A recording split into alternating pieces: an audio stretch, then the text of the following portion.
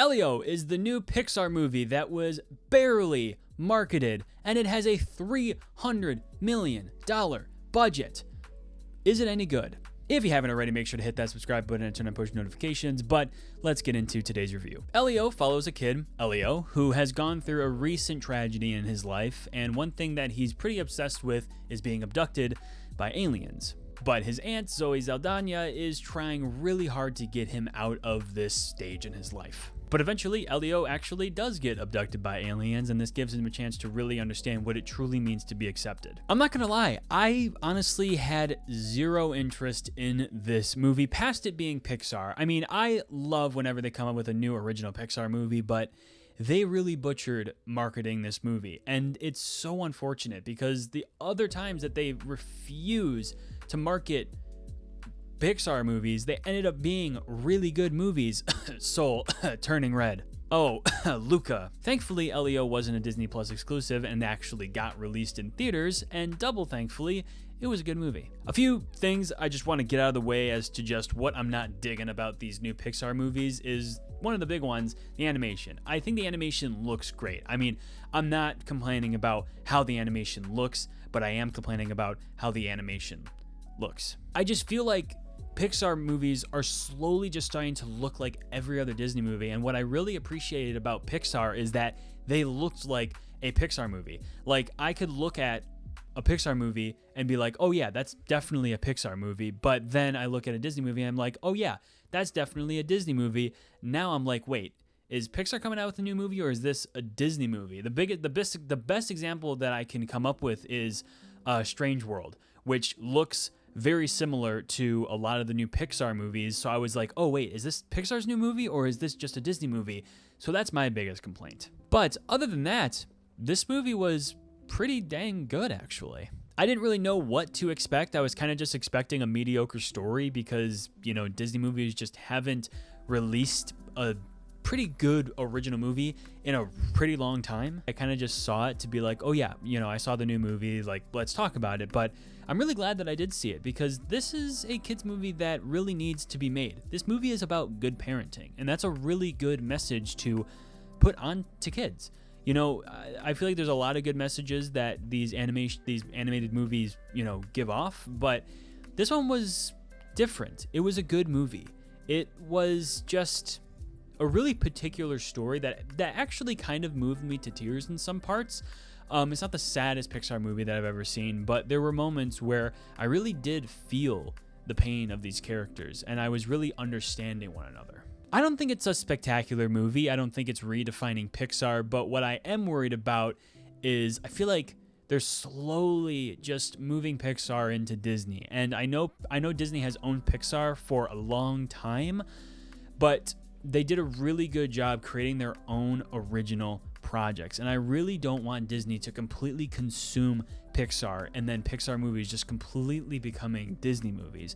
Pixar is its own company. Pixar is its own kind of movie. And I think these movies are slowly becoming every other Disney movie. And another reason why I say that, not only because of the animation, but just the mystical aspects of these movies. Now, I know Soul also had a mystical aspect in which, you know, we had, you know, a character coming out of their body and as a soul for a lot of the movie. I know Turning Red was about a kid that turns into a red panda.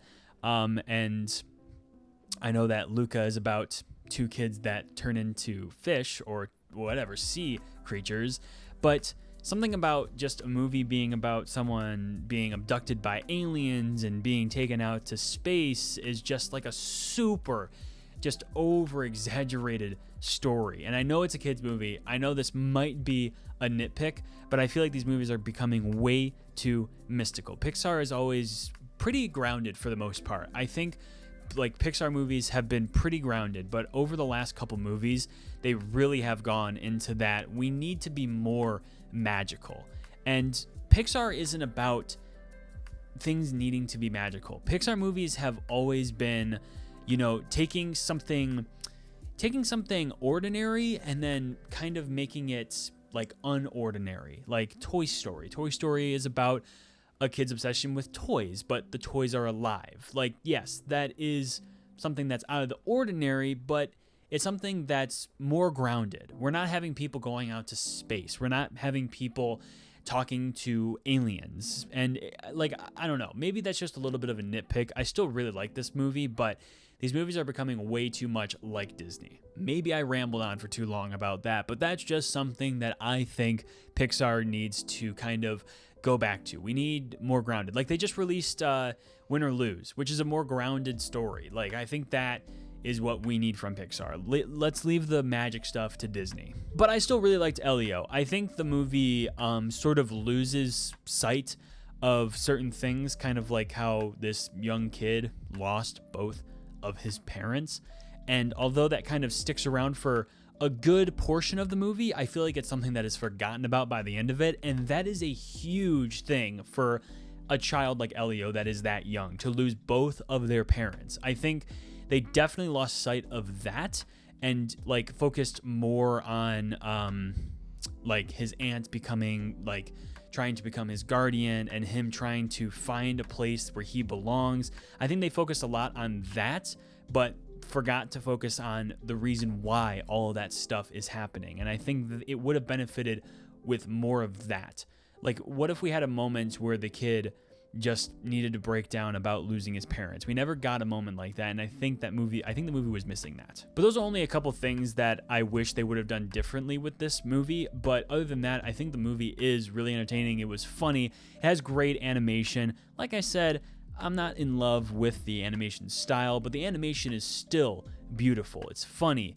There's like a journey behind it, and it's really, really moving. And I really do like the ending of this film. I think that the idea of it being a movie about good parenting and kind of setting your, like, I don't know, like your selfish ways aside to be a good parent, even though, there's some kids might have a view of their parents being like, oh, my dad or my mom hates me.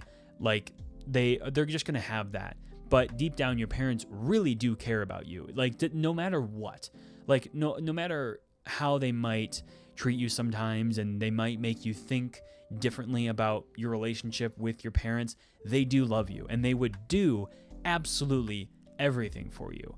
And I found that to be the most moving part of this movie. There's a moment at the very end of it that I'm not going to spoil, but definitely was not in the direction that I thought it was going, and it was super moving.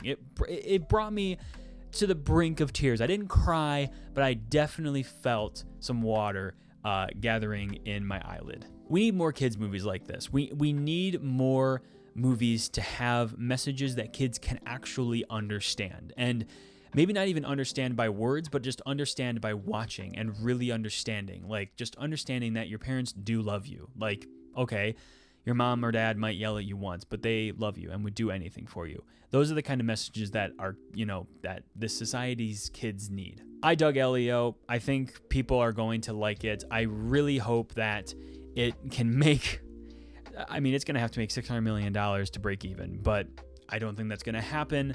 Maybe don't make a kids movie for $300 million, but that's just me. If you haven't already, make sure to hit that subscribe button and turn on push notifications, but that does bring you to the end of today's review. Thank you so much for sticking around to the end of it. I appreciate every single one of you, but remember, your movie moment is right around the corner.